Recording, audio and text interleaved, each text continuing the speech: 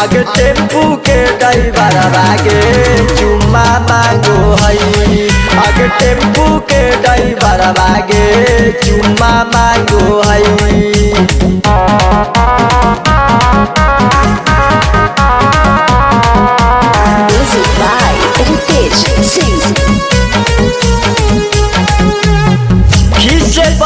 सवा में एक टाक देखो है। हमारा के देखी लम्बा लम्बा फेंको है। खीसे बरस सवा में एक टाक देखो है। हमारा के देखी लम्बा लम्बा फेंको है। देखा जबरदस्ती उड़वा में टांगो है।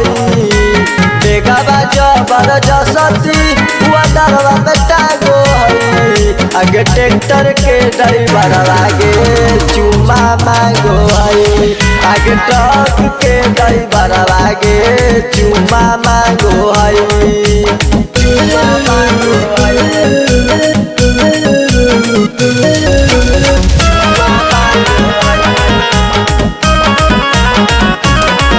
आगे दे बाहू पाले बहु नहीं भरावागे।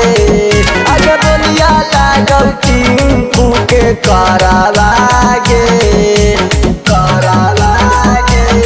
आगे दे बाहू पाले बहु नहीं भरावागे।